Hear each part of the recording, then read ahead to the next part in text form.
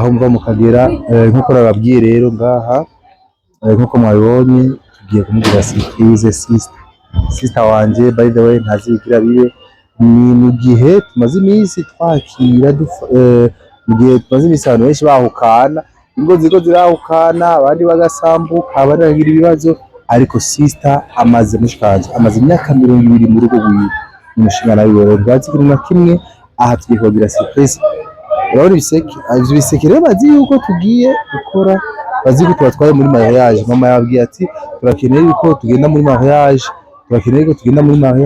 mère yabwiye ati hari mariage mukwiza kugendamo muherekeze abana banje rero byo mubona tugira burabizana aha tugira tugende sako bamenye ikintu na kimwe aha rero ndabatware tubatware twigirishe ko tubatwaye mu rubanza kumbe shira ivyo shindana twigishe ko tubatwaye mu rubanza kumbe tugiye kugira surprise bonyene so gumana natwe tuze uraza kumenya byinshi uraza kubona iyi surprise kugenda mbega urazi kumara imyaka 20 mu rugo birakwiye kumara ko bakezwa ko wana Felicita by the way right nimshikaje sister wangu ni petit sere unaona mume wako sana pendeza angalia swaga wewe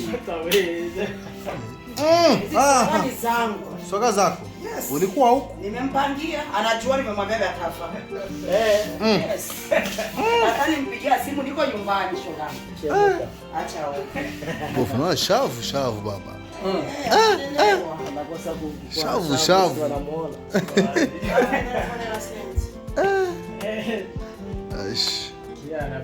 sawa kwa hiyo mafaranga ni meza nuko ngero sigarusi inshallah zitapatikana kabisa ni chai au ndamutira izo raki star y'amajyambere nayi kunywa no kurya gusa mu bira eje no botanga wenda kuto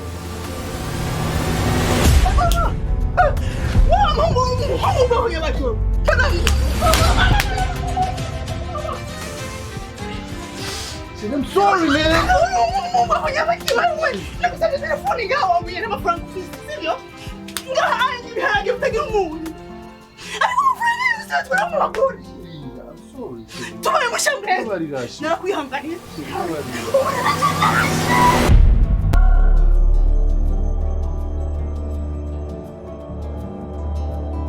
Hey, mnaona waberewe mama. Monsieur madame. Ayi! Monsieur. Bon.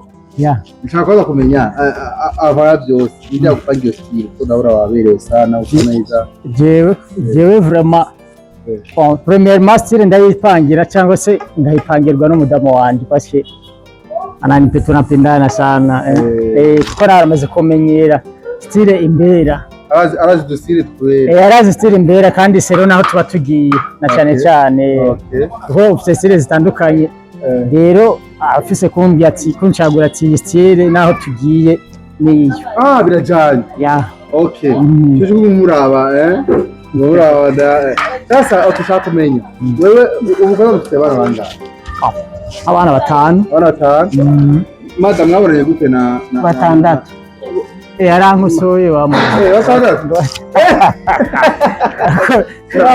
papa dufite ibintu byinshi basanga ibintu bimwe mu wabyibagiye mama Fide Zainab amazina ni Zainab mama Firdaus mama Fahim mama Fati wewe ninde uteguye kwambara wambaye urabera agastire kanje nagateguriwe urateguriye na sinzi no akanteguri yego bibazo okay wewe wisungiki wewe wisungiki mu gutegura umugabo wa umushinga nawe wawe wisungiki like urabiki izwe kwa fezi muzu ziri mu muzu ukunda kubona yambaye canke bo icambere misunga tayiwe kuko ndabona ko ziri kuri tayiwe yazambara arabegwa banishimye urabona ko usaza butaye ubwo barabibona ko rameze ubusaza yajugunye ahangoma ncunga kugira ngo ntibankubite ku ntoki ko bibora gute ivyo rero ndavyisunga hanini ama ndishimiye abereye kuko bishimirwa jewe ni kandi biri mu nshingano ziwanje. Papa Fide shaka kumenya kubera iki yicafi ibyo gucapa urabikunda ni wowe ukunda ama dessin tutunura nako mu bisanzwe aba ari umuntu aberewe turabera kameme umuntu w'umudamu na cyane umudamu w'Isilamukazi arangwa no kuba aberewe. Ego okay sawa hama atari banga ushobora mubanye mu rugo imyaka ingahe? Baza ko nta banga birazwi. Twakoze mariage officiel c'était le 10 kwezi niko ntibuka 2024 kwezi kwa kane. Harango c'est le 10 kwa kane itariki 10 z'ukwezi kwa kane mu mwaka wa 2024. Ruba c'est presque 22 ans 20 ans kubatse rukirisu kandi tubayereza kamwe niturahuka none mukoresha ubuhinga buhe ko tugeze muri periode yaho ingo turasambuka nari gutubu maze iminsi ndi mu manza z'abakuntu bari barahukana bari barahebana bari baja mu ngorane zikomeye cyane mu by'inkunzi ngo ni miba shaka kumenya ubwe mukoresha ubuhinga buhe kugira ntihabize ingorane zo kwahuka nakoresha strategie yawe. Ikibazo cyiza cyane strategie dukoresha twebwe si yindi premièrement d'abord turasenga hanyuma urazi ko nyuma yo gusenga byose ibintu byose biza Imana ikibishaka umusita ku murongo. Hanyuma rero urazi ko nazibana zizakomanya amahembe mu gihe habaye akantu ko gukubitana amahembe icyo tuca dukora ni iki twebwe babiri tuca twicara hasi dans notre chambre, dans leur chambre. Tukaca twicara hasi mu cyumba cyacu tukaraba mbega irikosa ritumye tudodorika ryazananye he, mbega wewe urabona ko wakosheje cyangwa se wakosheje. Rero mu gihe tugihurije ko wemeye ikosa akaba ati yewe maha byashitse excuse hasi kwacha ubuzima buca bubandanya. Ama video bakora kubera iki ingo nyinshi zikigeze tarama bazakora kubera ikibazo ni cyiza ariko kandi umwanya ni muto bisariye gacishaho gato. Yego wibaza ko hanini novuga ko habura kwihanganiranira. Yego no hama ikindi naco ingo nyinshi ubu nofata nko kubera ko abantu bagiye kubaka ubonye nta bijya bintu byo gufata umwanya wo kwiga umubano icyo ugiye gukora. Ubundi kera umukobwa agiye kurongorwa umuhungu agira arongorwa umwe wese aba afise abantu bari kote yiwe bamwigisha icyo agiye gukora sivyo, akabaza umwana w'umukobwa inshingano ze n'umugabo n'umuhungu akabaza inshingano ze ahera nahereza. Ubwo rero byatuma umuntu ageze mu rugo umukobwa amenya ati jewe ndinde ndigiki. Ninaco gituma ubona abakobwa bakera bihanganira, urumva adukosa tubonye aramenya uko yifata. Ariko ubu abantu bubu icyambere kwahukana ni fashion. Ntacyo bibabwiye umva babona ko ari ibintu bisanzwe, ariko kwahukana ni ikintu kibi kandi giteye isoni n'icyeyi. Burya ikintu cyiza burya nicyo gituma ubona mariage abavyeyi bayishimira. Rero kuyishimira si urujya rushungu uba wambaye, si kujya ko ntuberewe, ni ukubatera iteka ugeze hajya. Kuko nk'ubu ndizeye ko mama wanje aranezerewe kuba agiye nk'ubu ntarigera ntekera ngo nzi nishime, kandi ndafise nanje ikintu nishimikije nzotekerera umwigeme abigeme banje. Ego ndazi icyo nzobatekerera nibagenda bagahura n'ibibazo, ndazi ko nzobabwira ati nimuhangane navyo kuko nanje ndahangana navyo, kuko na mama na papa hari ibyo bihanganiraniye. Umva rero bisaba kwihangana kwanza, d'abord umuntu wano kwihangana, kandi ikindi ntuzogende wizeye ibintu byiza gusa. Mu ndoa ntiwizere ibintu byiza gusa, oya genda uzi ko hariho ibyiza hariho n'amakosa. Rero bisaba kumwe ihanganira uwundi. Umugabo akwihanganira muri bya makosa niyabona ko ibatacho byishe mu rugo navyihanganira. Kenyezi hari ibindi bintu ubona ati ko tacho byononye reka ndavyihanganira, kuko twahuye wafise mentalite ye nanje fise wanje, kandi mfise amakosa nkora akayihanganira. Bisaba nawe yayiwiwe ndayihanganira. Aho mbona binaniye rero akiraho nkamwicarika nkamubwira ati mutware wanje ibintu bimeze neza ntibyifashe neza kandi nkamwereka ko nababaye akagera umwanya nawe akabona ati yamara umukenyezi wanje ndabona ko iyi minsi ibintu birayumva hama tukabitorera umuti. Okay, akabazo kamwe utubazo tubifanya neza utubazo twa ngo munyuranye ate ngaha muracerewe ntacyo dushanda bareka mugende. Ikibazo nibazo gusa bibiri bya nyuma nshaka kubaza byose amenda kibaza mu mafida ugira gusa akantu kamwe wibuka kakubaye mu rugo bwati ariko narahatswe ubivamwe niruke ariko umutima turavugira ati tekana mwana aga challenge kamwe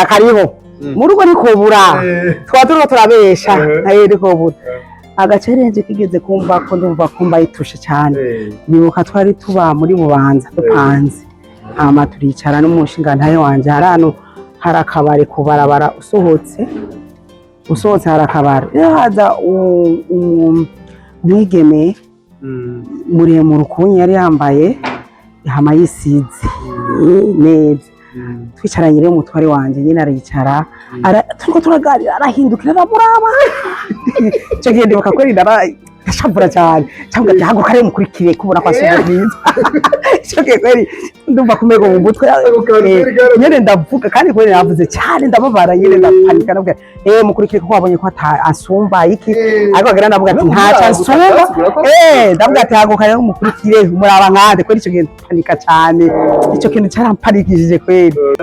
Mutama nawe aga challenge wibuka kakubaye ko urutisha akavema yarangerageje ariko nta kundi naramwihanganira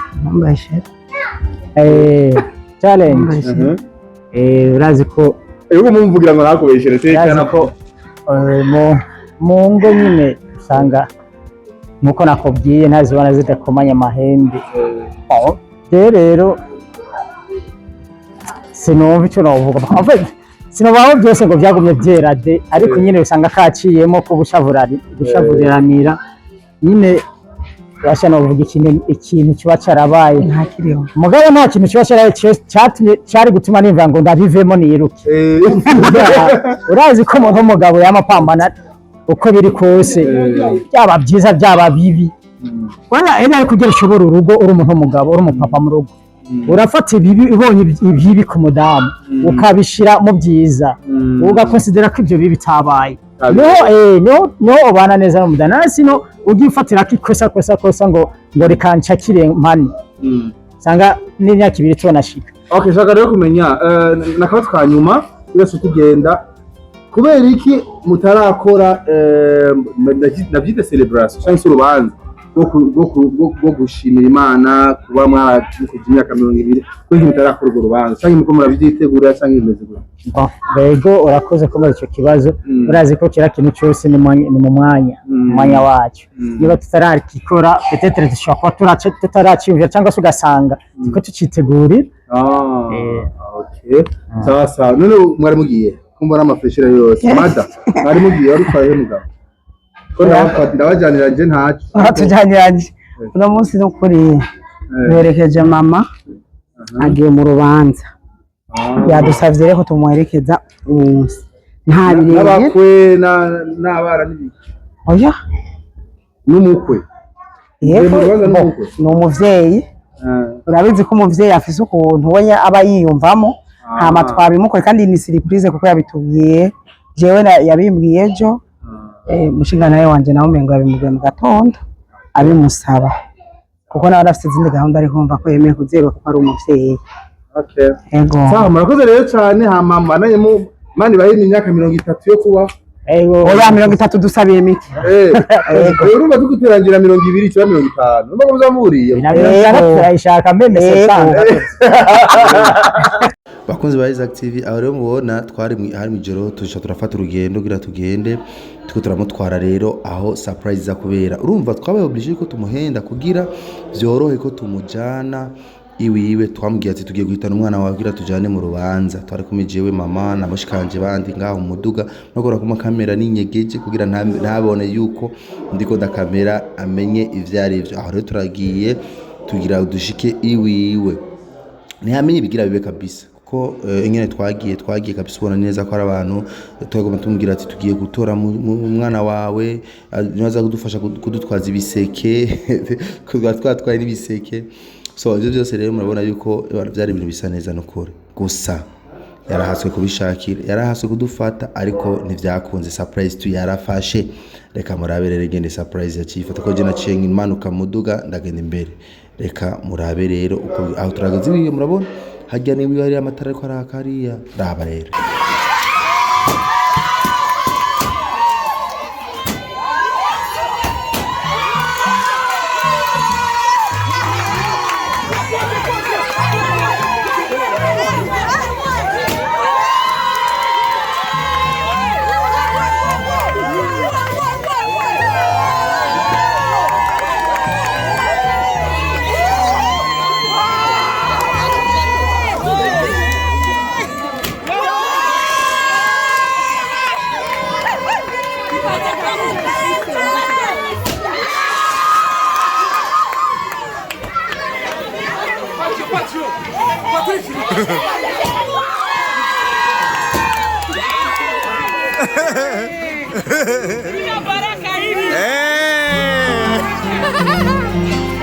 Vira faixa!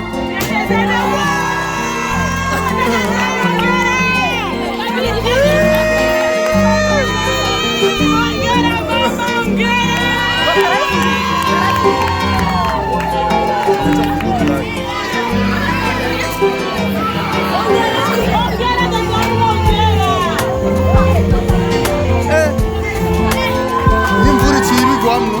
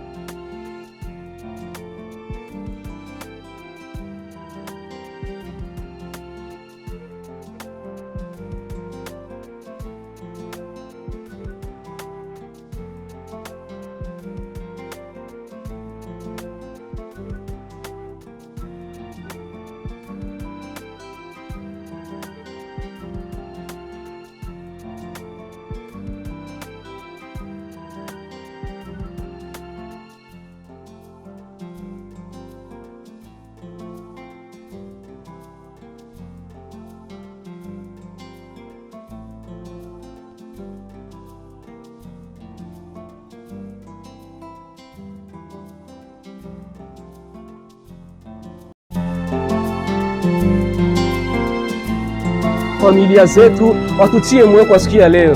Mama Fi, Papa Fi, muze kutubwira biography friend, sivyo mama? Dukeneye biography, mutubwire ingene byari bimeze kugira ngo muri kiganiro penzi langu bazogicisheko mukwa Isaac Classic.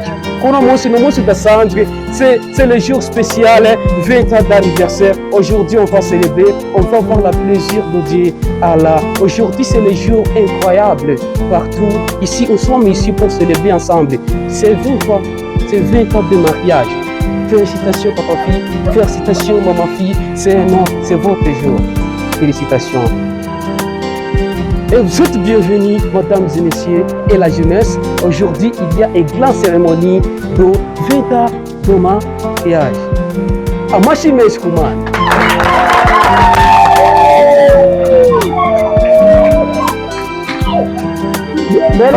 Patientez, d'accord? Uno munsi udasanzwe mu cyubahiro cyanyu, uno munsi mwiza udasanzwe. Congratulations. Woo! Félicitations. Félicitations.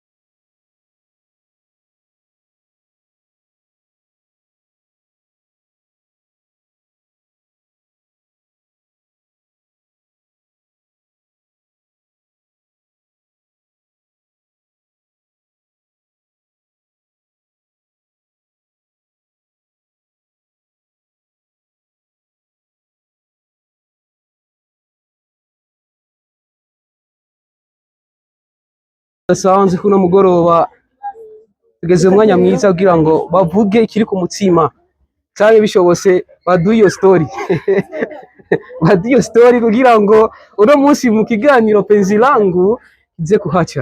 Rero reka duhere kuri Papa Fi, urahawe ikaze, banze wakira ababanyi n'inshuti n'abagenzi kuri uno munsi udasanzwe. Urahawe ikaze kuri uno munsi udasanzwe.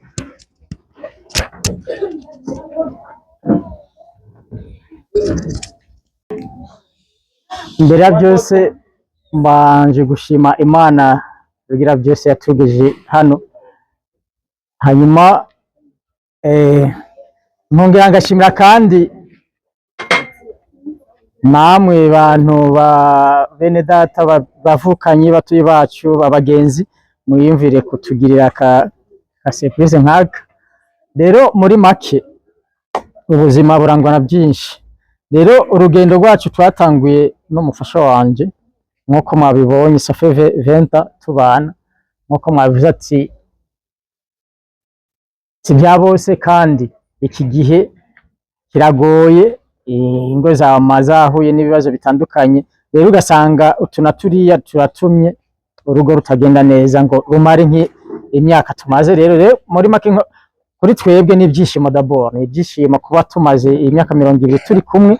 Ego ntazibana zidakomanya amahembe, ariko twagerageje kujya dusenga Imana idushoboza muri tunaturiye. Rero uyu munsi turawishimiye comme surprise, cyane kuri nishimye, aho ngeza nishimye nyine natanga ahubwo.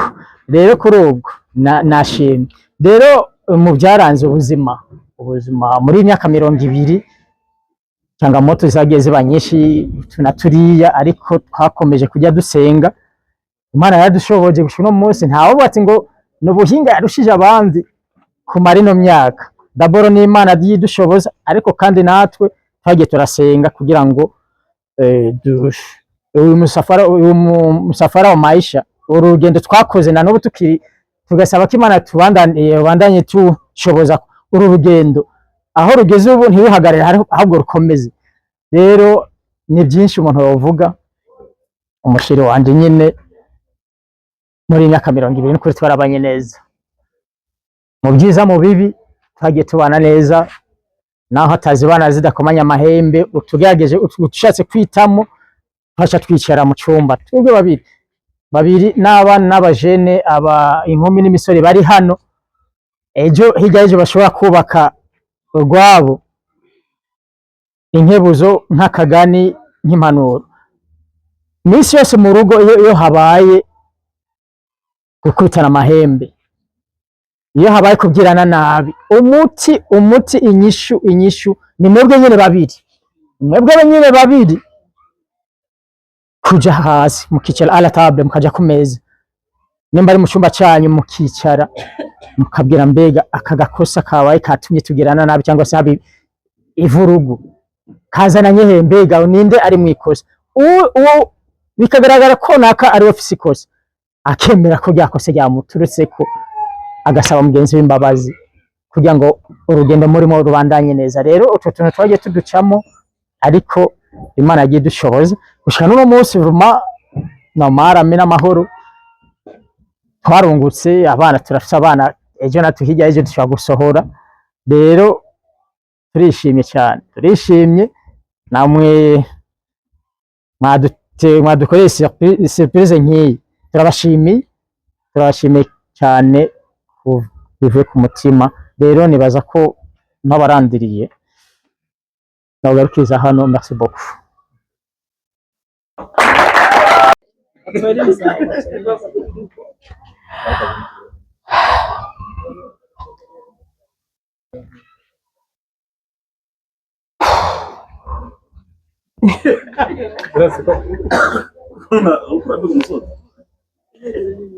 Assalamu alaikum warahmatullahi wabarakatuh. Wa alaikum salam warahmatullahi wabarakatuh. Abatari abayisilamu, amahoro y'Imana abane namwe.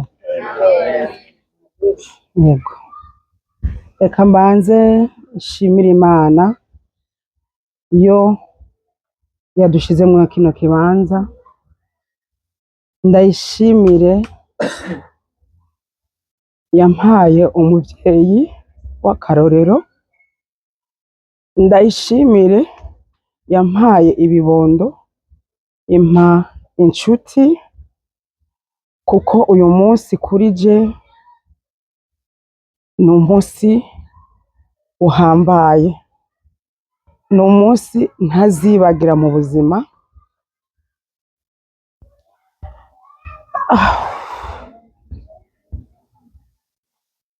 Muntunge nukuri ndashimiye inshuti, ababanyi, abagenzi bo bashoboye kutwiyumvira ko, batweretse umutima w'urukundo, batweretse ko badukurikiranira hafi. Nukuri ndabibashimiye kandi Imana ibibahezagire, nimwikomera amashi ubwanyu. Hama ncenza iburyo bwanje, nshimire umushingantahe wanje yantoye mu bandi bakobwa, abona ko hariho benshi beza bamuciye mu maso, ariko ahitamo jewe. Kuri ubwo afise icyo yahisemo, si ko ubwiza nari mfise gusumba abandi, ariko hari ico yabonye mfise cyo bagisumba abandi, nk'uko nanje namuhisemo mu basore benshi beza, ariko ambera mwiza gusumba abandi. Mfite ikintu namushimiye aruta abandi bose, kubwo ndashimiye rero Imana yo yabikoze hama mw'imyaka 20 tubayemwo ni ukuri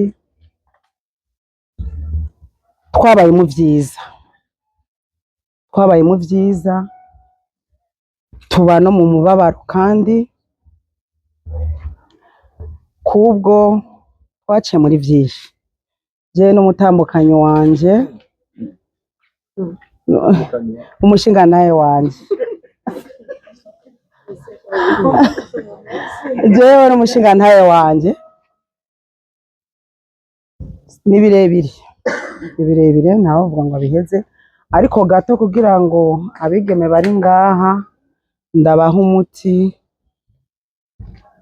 nobabwira ko jewe natwaranye twashingiranywe n'umutama wanje turi umusore n'inkumi ariko nashikiye ku matera ntoyi yoba ingana n'imeza kandi naravyihanganiye tuba mu buzima bugoye cyane atamwigeme ariko ubwihanganira ndetse tuba no mu nzu Isaac TV. Oh.